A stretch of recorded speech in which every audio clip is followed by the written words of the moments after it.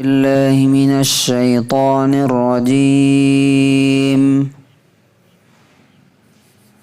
بسم الله الرحمن الرحيم.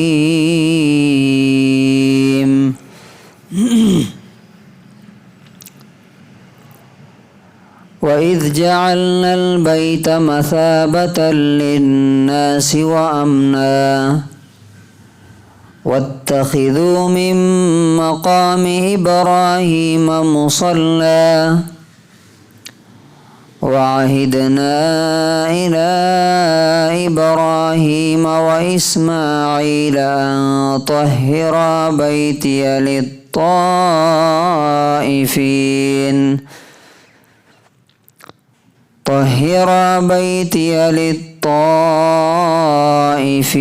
والعاكفين والركع السجود. سورہ نمبر 2 آیت نمبر 125 125. اور اس وقت کو یاد کرو جب کہ ہم نے خانہ کعبہ کو لوگوں کے بار بار لوٹنے کی جگہ بنا دی، سینٹر بنا دیا، اور امن اور سکون کی جگہ بنایا.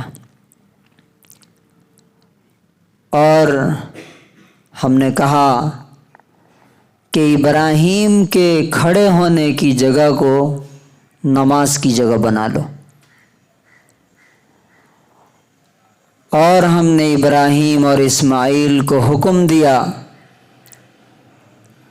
کہ میرے گھر کو طواف کرنے والوں، اعتکاف کرنے والوں اور رکوع اور سجدہ کرنے والوں کے لیے پاک صاف رکھو. And mention when we made the house a place of return for the people and a place of security, and all believers take from the standing place of Abraham a place of prayer, and we charge Abraham and Ishmael, saying, purify my house for those who perform tawaf and for those who are staying there for worship and for those who bow and prostrate in prayer. اس آیت کے اندر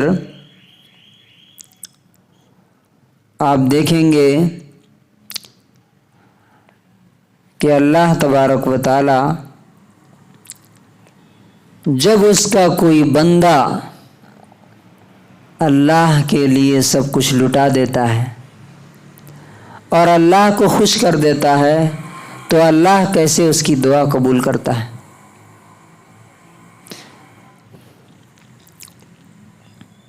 ابراہیم علیہ السلام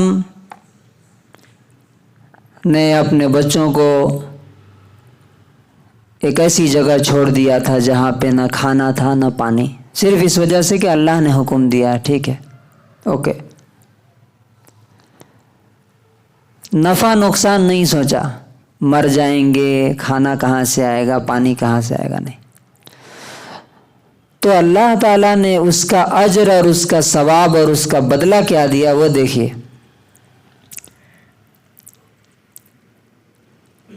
کہ اس گھر کو جسے ابراہیم علیہ السلام نے اپنی جان، اپنا مال لگا کر کے تعمیر کیا تھا، اور اپنے بچوں کا فیوچر، ہم لوگوں کا کیا، میں، میری فیملی، بچوں کی فیوچر، بس دیٹس آل، اس کے علاوہ ہمیں کچھ نہیں چاہیے. وہاں کیا تھا؟ کچھ نہیں تھا. تو کہا کہ جس گھر کو اس نے بنایا، ہم نے اس گھر کو لوگوں کے لیے ایک سینٹر بنا دیا. آپ جا کے دیکھیے مکے میں، میری ان آنکھوں نے دیکھا ہے کہ کس طرح لوگ پروانہ جانتے ہیں نا، جیسے لائٹ کے چاروں طرف وہ پتنگے گھومتے ہیں نا، کیڑے، اس طرح سے پوری دنیا سے لوگ آتے ہیں اور آ رہے ہیں، ایک جا رہا ہے، ایک آ رہا ہے، ایک قافلہ جا رہا ہے، ایک آ رہا ہے، سینٹر۔ اور مصابہ کہتے ہیں ایسی جگہ کو جہاں کوئی جائے تو پھر واپس جب جائے تو پھر پلٹ کے آنے کا دل کرے۔ آپ میں سے جو لوگ وہاں گئے ہوں گے، میں گیا ہوں، دل چاہتا ہے کہ کاش وہیں جا کے رہ جائے آدمی۔ یعنی اللہ تعالیٰ کا یہ وعدہ دیکھیے کہ دلوں میں اس کی محبت ڈال دی اللہ تعالیٰ نے، کہ جانے وہاں لگتا ہی نہیں کہ وقت کیسے گزر رہا ہے، اور آ جانے کے بعد جب اس کی یاد آتی ہے تو دل چاہتا ہے کہ کاش وہیں چلا جائے پھر سے۔ کئی لوگوں کو، میں ایک آدمی کو ملا وہاں مدینے میں، انہوں نے بتایا کہ 26 سال سے میں یہیں پہ بیٹھا رہتا ہوں۔ تو یہ ہے مصابہ، سینٹر۔ دوسری چیز بتایا وہ امنا، سکون اور پیس کی جگہ، کہ آپ خود بتائیے کہ وہاں جانے کے بعد کتنا سکون ملتا ہے انسان کو، ایسا لگتا ہے کہ جیسے دنیا میں کوئی غم ہی نہیں۔ ایک تو دلی سکون تو ہے ہی، دوسرا آپ کو کسی چیز کا ڈر نہیں رہتا، نہ کسی چور کا، نہ ڈاکو کا، نہ کوئی سامان اٹھا کے لے کے بھاگ جائے گا، کچھ نہیں۔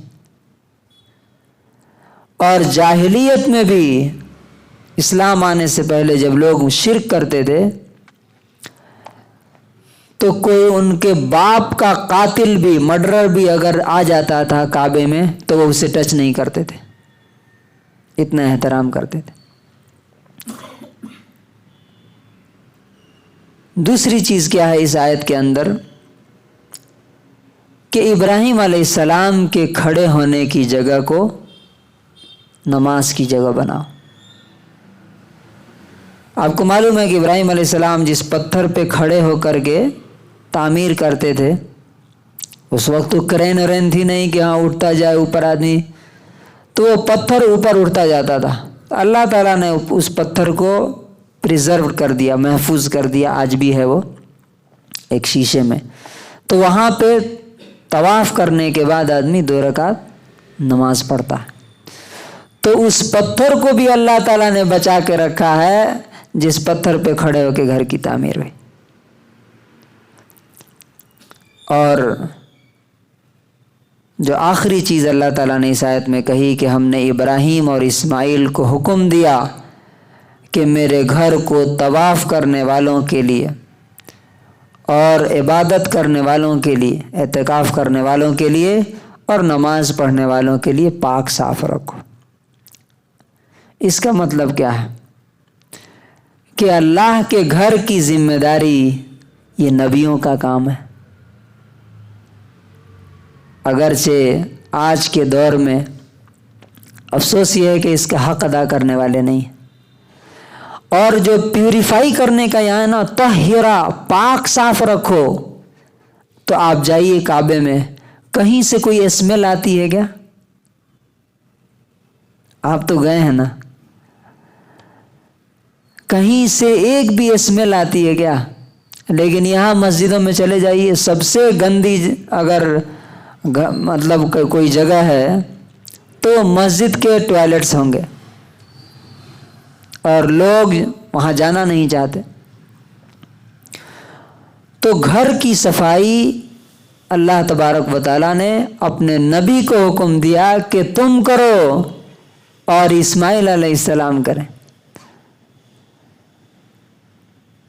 اس سے ایک اور چیز جو سمجھ میں آتی ہے وہ یہ ہے کہ اللہ تبارک و تعالیٰ انہی سے کام لیتا ہے۔ یہ سب سے اہم پوائنٹ ہے اس آیت کا، جو کنکلوژن ہے یہ اس آیت کا، وہ کیا ہے کہ اللہ تبارک و تعالیٰ ہر شخص سے اپنے دین کا کام نہیں لیتا، اپنے گھر کا کام نہیں لیتا، وہ اسی کو چنتا ہے جس کے دل میں اللہ رب العزت اپنی محبت ڈال، جو قربانیاں دیتے ہیں तभी तो अल्लाह ताला ने अपने घर की तामीर इब्राहिम अलैहिस्सलाम से कराई और उनकी सफाई सुथराई का और उनको पाक साफ रखने की जिम्मेदारी अल्लाह तबारक व ताला ने उनको दी। इसका मतलब क्या है?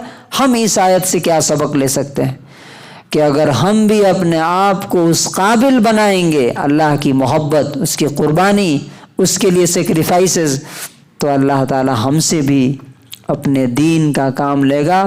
और जैसे इब्राहिम अलैहिस्सलाम का नाम क़यामत तक के लिए ज़िंदा कर दिया, उसी तरह से अल्लाह तबारक व ताला हमें भी इज़्ज़त अता फरमाएगा। जो लोग, ये आखिरी बात है, जो लोग सिर्फ अपने लिए जीते हैं और अपनी फैमिली के लिए जीते हैं, उनके मरने के बाद उन्हें उनकी फैमिली भी याद नहीं रखती है, वो तो ख़त्म हो ही जाते हैं। अल्लाह तबारक व ताला हमें इब्राहिम अलैहिस्सलाम और इस्माइल अलैहिस्सलाम के नक्श कदम पर चलने की तौफीक नसीब फरमाए और उसके दीन की खिदमत की तौफीक नसीब फरमाए।